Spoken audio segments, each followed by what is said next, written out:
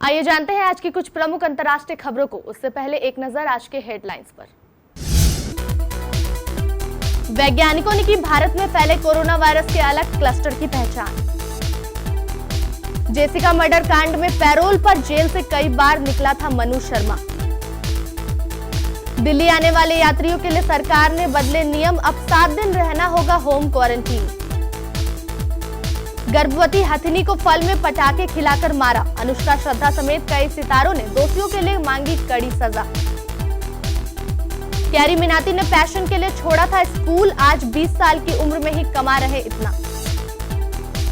LAC पर तनाव घटा, गलवान घाटी में 2 किलोमीटर पीछे हटी चीनी सेना, भारतीय सेना भी पीछे हटी। जॉनसन ने चीन के राष्ट्रीय सुरक्षा कानून का किया विरोध, हांगकांग की जनता को दिया विकल्प। गिलगिट में तोड़ी गई बौद्ध मूर्तियां, भारत ने कहा इलाका खाली करे पाकिस्तान। दिग्गज गीतकार अनवर सागर का निधन, 70 की उम्र में ली अंतिम सांस। नवाजुद्दीन के भाई समाज सिद्दीकी ने यौन शोषण के आरोपों पर दी सफाई, उत्तराखंड हाईकोर्ट में है ये केस। कोहली से भिड़ने के लिए तैयार है पाक गेंदबाज, कहा मैं नहीं डरता। हैदराबाद के centre for cellular and molecular biology के वैज्ञानिकों ने संक्रमित लोगों में मौजूदा कोरोना वायरस के एक खास लक्षण की पहचान की है। उन्होंने इसे क्लेड A3I का नाम दिया है। यह भारत में सीक्वेंस किए गए जीनोम में 41% सैंपल में पाया गया है। CCMB ने ट्वीट किया कि भारत में SARS-CoV-2 के प्रसार पर जीनोम एनालिसिस पर ताजा शोध के परिणाम बताते हैं कि वायरस की आबादी एक खास क्लस्टर सामने आया है जिसके बारे में अभी तक पता नहीं था, लेकिन भारत में इसकी बहुतायत है। तेलंगाना और तमिलनाडु में यह सबसे ज्यादा है। ट्वीट में कहा गया कि वैज्ञानिकों का अनुमान है कि फरवरी 2020 में प्रसार के दौरान वायरस की इस क्लस्टर की उत्पत्ति हुई होगी और यह भारत में फैल गया। कोविड-19 वायरस के भारत में सभी जीनोम सैंपल में 41% सैंपल में इसकी पुष्टि हुई है।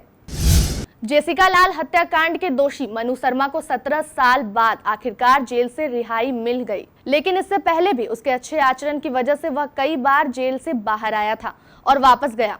ये सुविधा उसे पैरोल और फरलो की वजह से मिली थी। मुन एक बार नहीं बल्कि कई बार सजायाफ्ता कैदियों को मिलने वाली इन सुविधाओं के सहारे से जेल से बाहर आया था। दरअसल मनु शर्मा का नाम जेसिका लाल हत्याकांड के बाद सुर्खियों में आया था। वह पूर्व केंद्रीय मंत्री विनोद शर्मा का बेटा है। जेसिका नई दिल्ली में रहने वाली एक मॉडल थी। घटना 29 अप्रैल 1999 की है। उस दिन जेसिका एक पार्टी में बारमेट का काम कर रही थी। मनु शर्मा अपने दोस्तों के साथ उस पार्टी में मौजूद था। तभी वहां शराब परोसने को लेकर जेसिका का उन लोगों से कुछ विवाद हुआ था और गोली चल गई। गोली सीधे जेसिका लाल को लगी और उसकी मौत हो गई। मामला पुलिस में जा पहुंचा। मनु शर्मा और उसके 3 दोस्तों को गिरफ्तार कर लिया गया था। दिल्ली की केजरीवाल सरकार ने बाहर से आने वाले लोगों के लिए नियम बदल दिए हैं। दिल्ली के अंदर बिना लक्षण वाले यात्री को अब 7 दिन के लिए खुद को होम क्वारंटीन करना होगा। इससे पहले दिल्ली सरकार ने ऐसे यात्रियों को सलाह दी थी कि वह अगले 14 दिन तक खुद को मॉनिटर करेंगे और अगर कोरोना के लक्षण आते हैं तो वह डिस्ट्रिक्ट सर्विलांस ऑफिसर या नेशनल कॉल सेंटर पर फोन करके सूचित करेंगे। दिल्ली सरकार का नया आदेश सभी घरेलू यात्री पर लागू होगा। इलाके के डिस्ट्रिक्ट मजिस्ट्रेट यह सुनिश्चित करेंगे कि यात्री 7 दिन होम क्वारंटीन रहे। बता दें कि दिल्ली सरकार ने यह फैसला तब लिया जब राजधानी दिल्ली में कोरोना के मामले तेजी से बढ़ रहे थे। केरल में एक गर्भवती हथिनी को पाइनएप्पल फल में पटाखे रखकर देने और इसके बाद उसकी मौत होने की घटना सामने आई है। ये मामला उत्तरी केरल के मल्लमपुर जिले का है, जहां कुछ लोगों ने खाने की तलाश में जंगल से भटककर आई हथिनी को पटाखों से भरे अनानास खिला दिए। धमाके की वजह से उसका मुंह और सूंड बुरी तरह से जख्मी हो गया, जिसके बाद उसकी मौत हो गई। पोस्टमार्टम के बाद पता चला कि हथिनी के पेट में एक नन्हा सा बच्चा पल रहा था। वह भी इस हैवानियत का शिकार हो गया। इस घटना को लेकर सोशल मीडिया यूजर्स और बॉलीवुड सितारों में जमकर गुस्सा देखा जा रहा है। ट्विटर पर #RipHumanity और #Elephant जैसे हैशटैग के जरिए यूजर्स अपना गुस्सा जाहिर कर रहे हैं। बॉलीवुड में श्रद्धा कपूर, अनुष्का शर्मा, आलिया भट्ट, जॉन इब्राहिम, वरुण धवन, दिया मिर्जा, सोनाली बेंद्रे, डायना पेंटी, कृति खरबंदा, पुलकित सम्राट जैसे सितारों ने इस मुद्दे को लेकर सोशल मीडिया पर अपनी नाराजगी जाहिर करते हुए दोषियों को कड़ी सजा देने की मांग की है। कैरी मिनाती यूट्यूब और सोशल मीडिया का एक बहुत बड़ा नाम बन चुके हैं। हाल ही में वह टिकटॉक यूजर्स को रोस्ट कर चर्चा में आए थे। 20 साल के कैरी मिनाटी आज करोड़ों की संपत्ति के मालिक बन चुके हैं। एक समय ऐसा था जब उसे अपने पैशन को फॉलो करने के लिए कैरी ने इंटरमीडिएट की परीक्षा भी छोड़ दी थी। कैरी मिनाटी का असली नाम अजय नागर है। वह हरियाणा के फरीदाबाद के रहने वाले हैं। कैरी जब इंटरमीडिएट में थे तो इकोनॉमिक्स का पेपर खराब चला गया। पढ़ाई से ज्यादा यूट्यूब की तरफ रुझान के चलते उन्होंने एग्जाम को छोड़ दिया। इसके बाद वह कभी स्कूल नहीं गए। कैरी मिनाटी उर्फ अजय नागर ने महज 15 साल की उम्र में अपना पहला यूट्यूब चैनल शुरू किया था।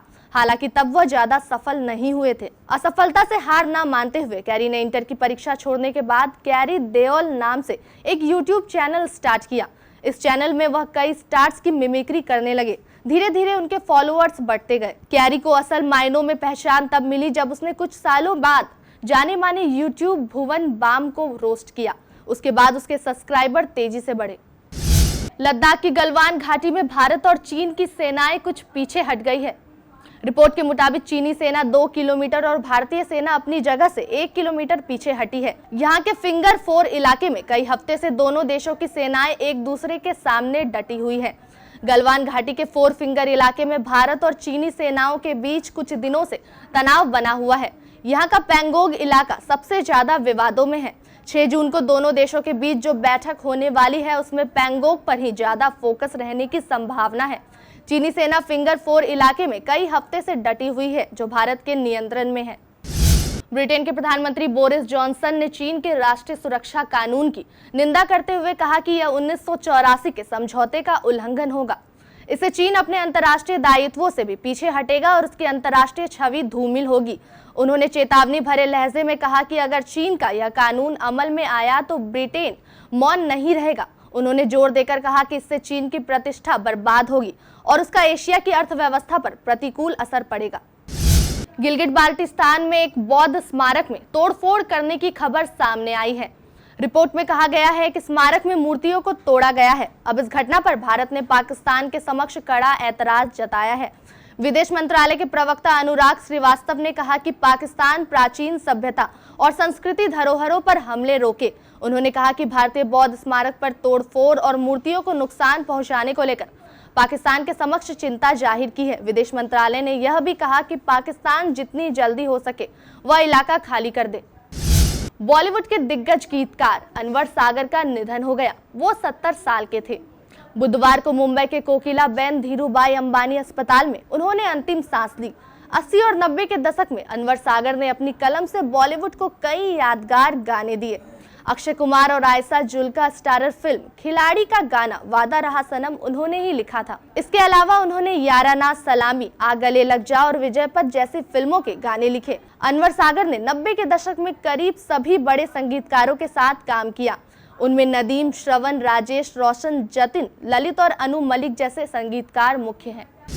नवाजुद्दीन सिद्दीकी की भतीजी ने उनके भाई पर बचपन से यौन शोषण करने के आरोप लगाए हैं। मामले की रिपोर्ट दिल्ली पुलिस में दर्ज करवाई गई है। नवाज के भाई समाज सिद्दीकी ने भतीजी के आरोपों को लेकर अपना पक्ष ट्विटर के जरिए रखा और कुछ सवाल भी खड़े किए। समाज ने अपने ट्वीट में इस मामले को पुराना बताया जो पहले ही उत्तराखंड हाई कोर्ट के अधीन है। उन्होंने लिखा कि कोई कानून को कैसे गुमराह कर सकता है और दिल्ली पुलिस में अलग बयान के साथ वही केस फाइल कर सकता है। अदालत को 2 साल पहले दिए गए बयान में नवाजुद्दीन सिद्दीकी का कहीं नाम नहीं था। मामला उत्तराखंड हाई कोर्ट में है। इससे मीडिया में फर्जी बातें प्रचारित करने वाले की मंशा का साफ पता चलता है। सच्चाई का जल्द पता चल जाएगा। समाज ने अपने ट्वीट्स में दिल्ली पुलिस और पुलिस कमिश्नर को भी टैग किया है। पाकिस्तान के युवा गेंदबाज नसीम शाह ने कहा है कि वह भारतीय कप्तान विराट कोहली के खिलाफ खेलने के लिए मौके का बेसब्री से इंतजार कर रहे हैं। नसीम शाह ने कहा कि भारत और पाकिस्तान के मैच में खिलाड़ी हीरो या विलन बन सकते हैं, इसलिए मैं भारत के खिलाफ खेलने के लिए पूरी तरह तैयार हूं। नसीम शाह ने कहा कि जहां तक विराट कोहली की बात है, मैं उनसे डरता नहीं हूं। मैं विराट और भारतीय टीम का सामना करने के लिए तैयार हूं। हालांकि इस गेंदबाज ने कहा कि वह विराट कोहली का सम्मान करते हैं।